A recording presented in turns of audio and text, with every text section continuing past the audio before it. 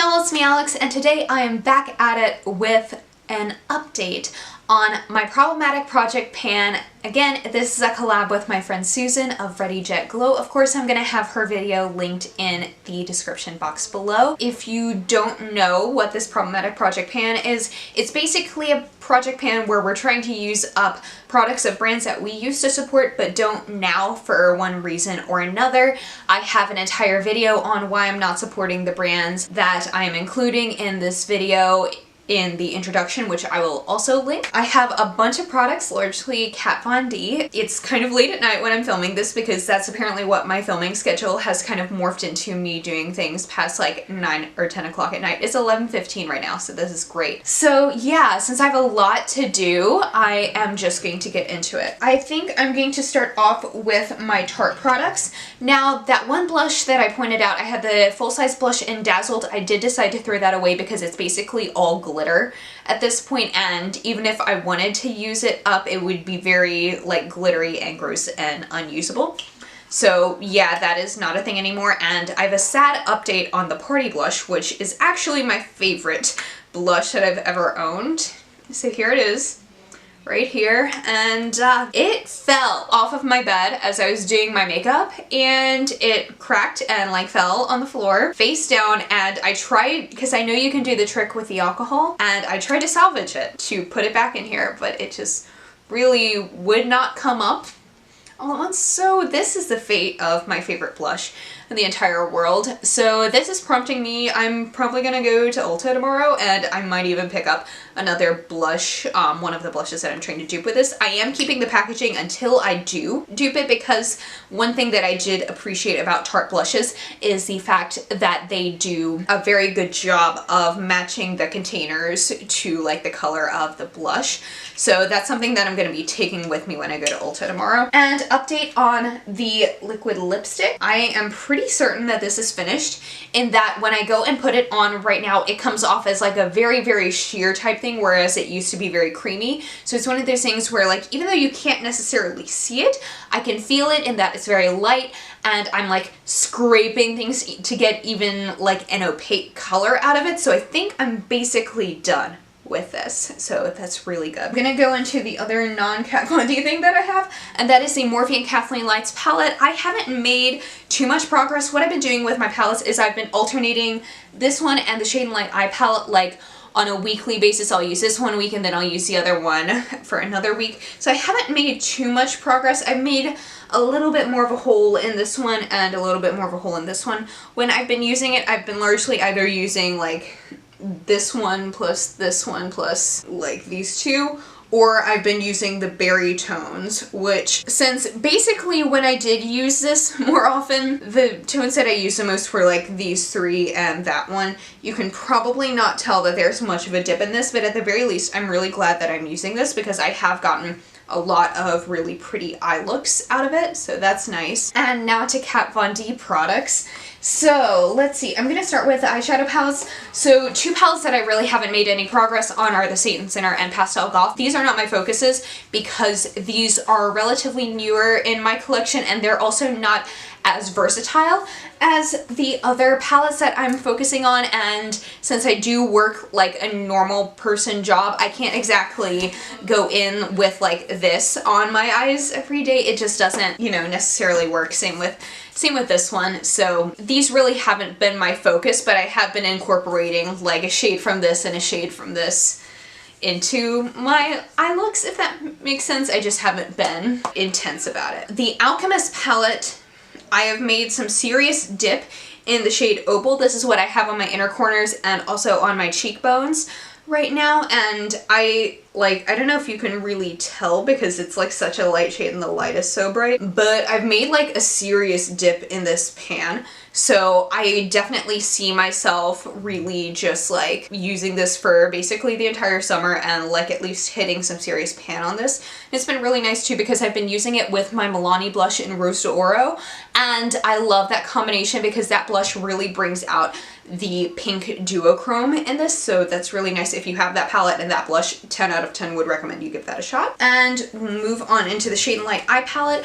Again, I haven't been making super big progress because this is a newer-ish palette to my collection, but as you can see, I've made a huge dent in this shade right here and also into that. I've also been using this as a base shade when I use my Kathleen Lights palette. I'm anticipating hitting pan on this one by the end of the summer and hopefully maybe a little bit in this one or like one of these shades. I've also been using this red a lot. I've largely been using this quad when I use this on its own just because I think those tones really like work for my eyes and my skin tone and my coloring. Like, I know it's trendy, but I really love a warm like smoky eye. So yeah, I'm like that person. So I've been using that quad. And I'm also thinking that since I know I'm not going to hit pan on like all of the shades by the end of this project, I might, don't hold me to this, but if I decide to do like a pan that palette next year, this might be it. So we'll see. And that's the thing with all of these palettes too, is that like at the end of this project, I will continue to use them, but I'm going to continue to use them a bit more quietly, just because largely what this project is for me is the fact that I own so many things that like now I'm really uncomfortable using them on camera, is that I would like to make enough of a dent in them that I feel as though I can like move to other options and like find things other than my go-tos, you know, and like replace them with other go-tos. So the next is the Shade and Light contour palette. Now I like predicted that I would hit pan on the lightest shade and literally the next day I hit pan, and so it's just been expanding ever since. So I've been doing really well on that one. This shade is almost completely gone. I've been using a little bit of the yellow shade sometimes, but I've been working more on her loose powder. So I'm really proud of the progress that I've made there because I just had like a tiny little bit and now it's like the size of my fingertip. So that's exciting. I have her Lock-It Brightening Powder in Petal, and I feel as though I can probably get maybe like a week or two more out of this, and I think I'll probably be gone with this for good.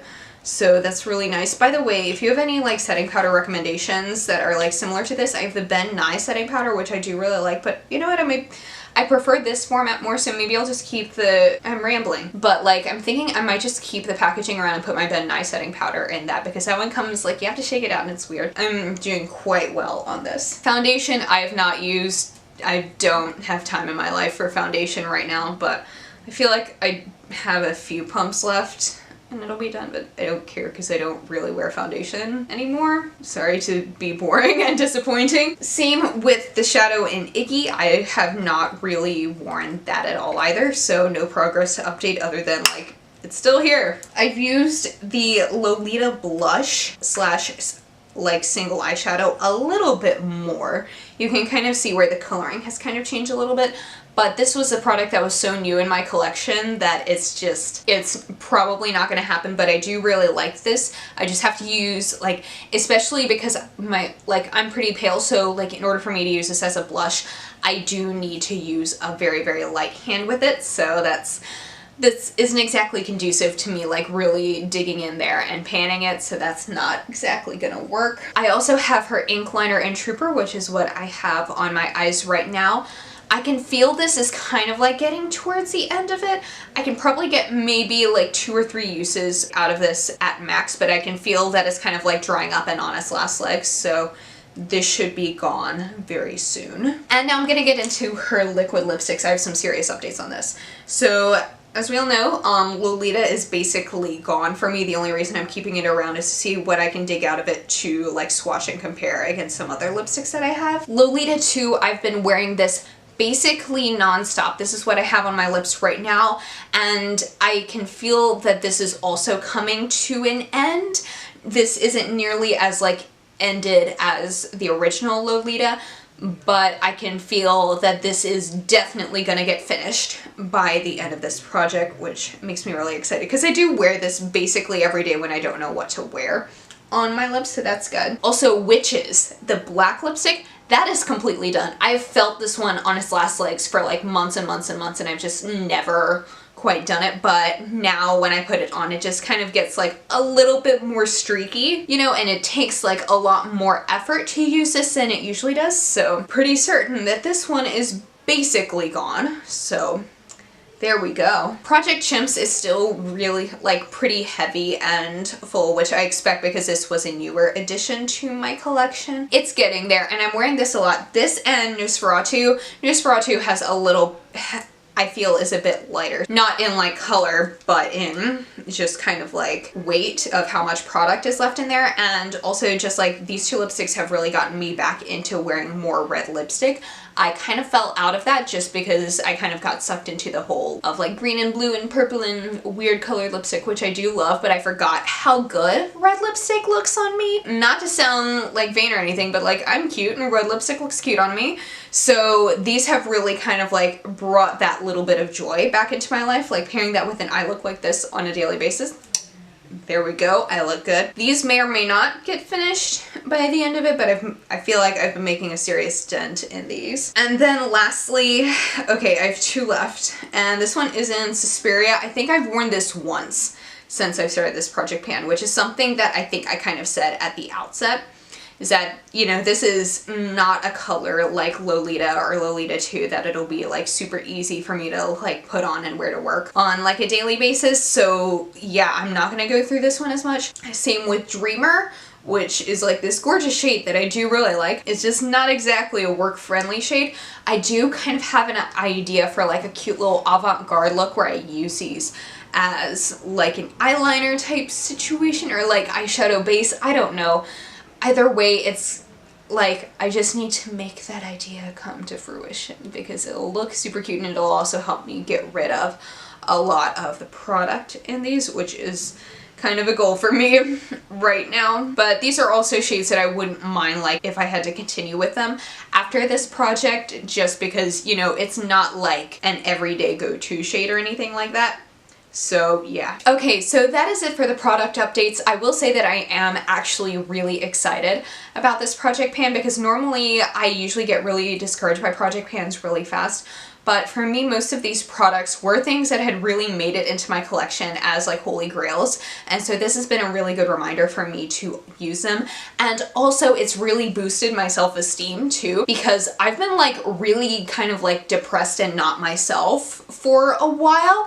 And like my girlfriend pointed this out to me because they were just like, yeah, you don't wear makeup as often as you normally do, and that's weird because you love makeup. You know you love makeup. Why don't you wear makeup more? Because you know that's something that's fun for you. And I was like, yeah, you're right, I should. And so like when I started off this project pan, I like have had more of an excuse to really like get up in the morning and deliberately put on makeup and do that thing for myself, and it's really like made me feel better about like myself and the way I look. Not because I think I need makeup to look pretty or anything like that, like that doesn't matter to me, but because, you know what, it's fun to wear red lipstick and eyeliner and eyeshadow and put all of the things on my face.